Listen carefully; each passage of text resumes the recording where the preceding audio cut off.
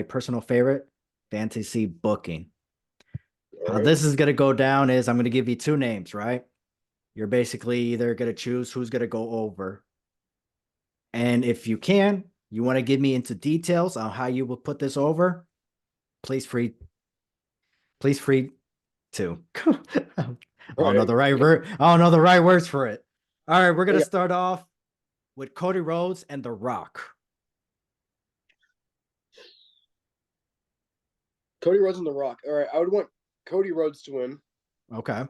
And the way Cody would win is like I had the idea of The Rock coming out for Roman. Solo would come out for The Rock, try to help out. Seth Rollins would come out, deal with the Solo, while The Rock and Cody are dealing with their own thing. Jimmy comes out, Jay comes out, Roman Reigns comes out, Stone Cold comes out.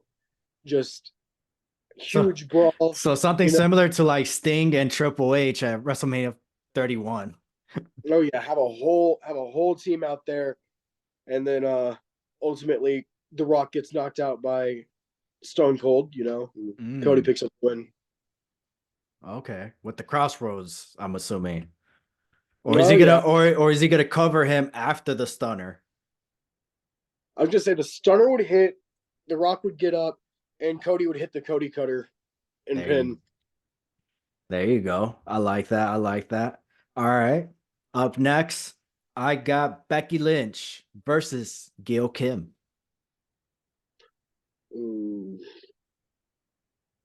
See, that's a tough one. For me, that's I would go with Gail Kim, but that's just me because I love Gail Kim, but Yeah, Becky, I love Becky Two Cheeks as well, you know. I feel like I feel like Becky would lose because of disqualification. She wouldn't know how to deal with Kim. It Mm. would bring in like a steel chair or something to try to help her, and it would just backfire. It would lead towards a WrestleMania kind of like a mid card, not mid card, but like a early match between the two Mm. for redemption to see who would actually win inside of a steel cage or inside Hell in the Cell. So first time dream match, you would book no disqualification to build it up Oh to a yeah, feature. What if it happens at WrestleMania? that would be crazy if they had that at WrestleMania. What I would do is, oh, Kim would still win, but she wouldn't win via disqualification. She would win by submission. She would make Becky tap out. Becky tap out. Okay, I like that. I like that. All right. This was the final two in the quest for the best. Right. The Undertaker versus Seth freaking Rollins. Who do you got? I got the Undertaker by a mile. Um, Damn, by a mile. yeah, The even in the disrespect for Seth freaking Rollins. I don't get me wrong, I love Seth Rollins, I do, but I got him right here. I could see him trying to hit the curb stomp and the Undertaker just turning it into the Tombstone Pile Driver on him, or into Hell's Gate, getting him locked Mm, into that position. And Seth, I'm sorry, Seth's size compared to the Undertaker, here's people a forget Taker's almost 7 feet tall, yeah. and that's scary to think about. He's a big dude. He's a legend. In my opinion, he was the final boss for WWE for the longest time. Yeah. If the Undertaker thought you were good, he was going to let you get over. If he didn't think you were going to make it, he was going to squash you. Hmm. And Seth Rollins, he's made it. He's made a name for himself. He's out here. He's doing everything he can do to be the best. But just the Undertaker's size, strength, and just sheer determination to win, I feel like Seth's going down on that one. The way I would do it for that one, he hits the curb stop. Taker sells it, turns around, and then rises. Does the whole sit up? Yeah, Yeah. the sit up doesn't no sell, choke slam, boom, throw, tombstone power driver, and get the Oh, 1, 2, 3. But I wouldn't do that at WrestleMania. At WrestleMania, I'll probably do something similar to like Shawn Michaels. Um, Try to go for the curb stop. Like he's stopping his feet. He's trying to tune up the fans, and then right. he's running towards the Undertaker, and then Taker just scoops him up and then power driver.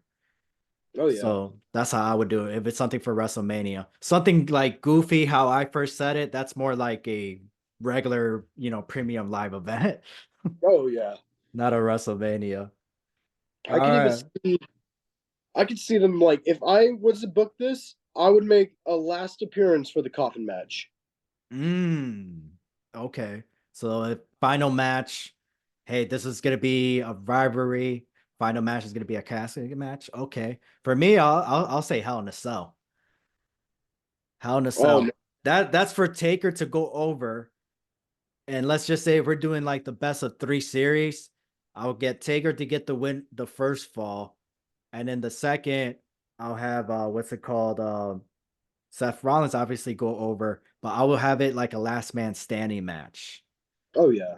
And then Taker wins the Hell in a Cell if we're gonna do like a rivalry kind of thing, like for 3 different matches, 3 different pay-per-views. That's how I would do it. Because the Hell in a Cell and the Undertaker, that's like you kind of have to end it in that. It has to be either Hell in a Cell or in a bury, casting match. It has to be Oh one of man. those two. I could see it working like this. It's the Undertaker coming out of retirement one last time, and he's brought in inside of a casket. He's got 6 guys carrying the casket. They set it inside the Hell in a Cell, and it just swings open, and the Undertaker comes out. That's how you make an entrance right there. Oh yeah. All right, I got Drew McIntyre versus Triple H. Who do you got? Oh man. Oh, I'm gonna say that Triple H is just owning Drew McIntyre for about 15, 20 minutes, just beating him, And Drew finally makes a comeback. He starts doing like a test of strength, starts socking Triple H in the jaw. Shawn Michaels comes out and holds up the sledgehammer to hand it to Triple H. And as soon as Triple H turns around, Claymore. One, Mm, three, out. I like And I that. give it to Drew on that one.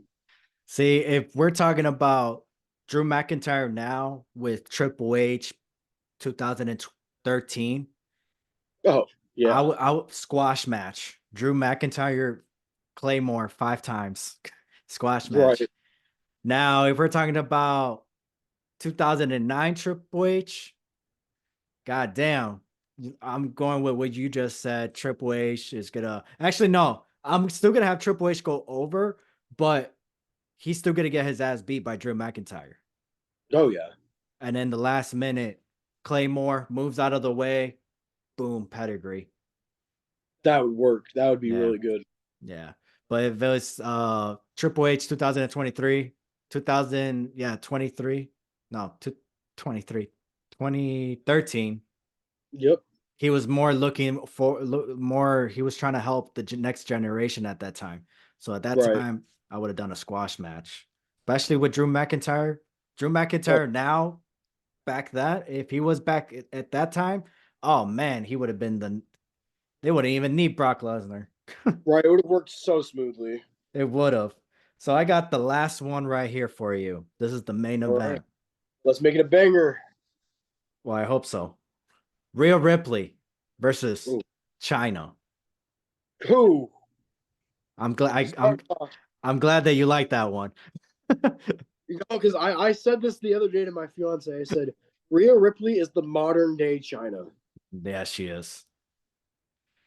I could Who Rhea see Ripley is today is what China should have been. exactly. She's exactly what China wanted to be and should have been, Mhm. Um, I'm going to start it off with a test of strength. They get in the middle, lock hands, try to see who's stronger. China would be embarrassed because it's going towards Rhea Ripley's way. So she Mhm. would headbutt Rhea. Ooh, man, how would this work? Because I want to see either of them because they're both Hall of Fame legends at this point. Yeah.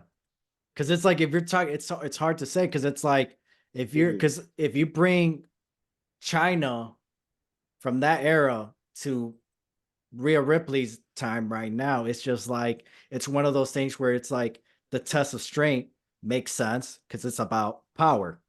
Oh yeah, And it's just like, it's like one of those things where it's like it's difficult to book because it's like Rhea Ripley needs to go over, But at the same time, it's like there won't be no real Ripley because of China. Oh yeah, Some people look at it that way, but it's like, where did you get that explanation? Real Ripley could say, "Oh no, I didn't get my inspiration from China," but you got it from somewhere. oh yeah, It got started somewhere, and who did that get started from? China. right. But here's like So I'm imagining. for me, I'm gonna go with China. Oh yeah, I would too. What I'm imagining right now is like Rhea Ripley main event. Okay, let's say this is how it starts. She fights Becky Lynch, beats Becky Lynch. She gets the title, or she grabs her title. She grabs the microphone. She says, "All right, I'm obviously the most dominant female here. Whoever thinks they can beat me, come out right now. I'm having an open challenge." China comes out. Ooh, Rhea's damn! a I Rhea's a little like. stressed out. She's like, "Well, shit, wasn't expecting this." China tries to be respectful the entire time, trying to shake her hand. Rhea's like, "Nah, I just want to get this over with." And that would piss China off because China was really respectful back in the day. And She was. I feel like the Judgment Day would try to come out because they know that China's not afraid of fighting a dude. And like, Oh, that's a good storyline. China gets in the picture. People thinking Judge. Oh, China's trying to take her spot. yeah. That's And a nice. Dominic tries to intervene. Fucking China with a chop. Damian Priest comes in. She takes his money in the bank, clocks him with it. A fucking German suplex out of the ring, and then she makes her way with Rhea, hits her with a couple of suplexes, maybe a choke slam here and there, and Right. get her in a figure four leg lock and have China win that way. Ooh, okay. I would do say I just thought about this on the spot because you mentioned Judgment Day. I would still have every member to join, right? To help out. Yeah. China knocks everybody out. Dominic is the last one. But Dominic acknowledges her. That's the OG mommy. That's Oh my yeah. that's Mamacita. Oh yeah. I can't do it. Sorry, Rhea Ripley. He walks away. Mommy's like, what are you doing? Help me, blah, blah, blah. Gets distracted, turn around, picks her up, gorilla press, slams Oh, her, boom, turns around, hit her with the pedigree. 1, 2, 3. right. Even if China doesn't fight the Judgment Day by herself, I was thinking about this as well. The Judgment Day comes out to try to help Rhea, and the match that happened earlier tonight was Triple H versus Drew McIntyre, and even Shawn Michaels gave him the hammer. In comes the D-Generation X to help out against Judgment Day. This is why I like fantasy booking. That's Exactly. that's good right there. I didn't even that see. This is why I love fantasy booking because you get people's ideas and stuff like that, how they would book stuff. That's smart. I like that. DX showing up to help it go after Judgment Day, help out, and especially with China going over. That's awesome. That's great storytelling. And also after that victory, bazooka time. Oh yeah. You can't forget Oh about that. You can't forget about that. yeah. She ain't gonna come out within the entrance. She's saving that for the ending of the show. Maybe I have her do both. Right. At But the very end, she's like underneath looking for the bazooka to put up on her shoulder, and everyone else is doing the suck it, and she's got it right there. Ooh, go on that turnbuckle. You know how people point at the WrestleMania sign, but instead yeah. she has that bazooka and she's throwing the Just fireworks out. damn, that'd be cool. Oh man. R.I.P. to China. All these dream I matches know. that she could have had. Right. God damn.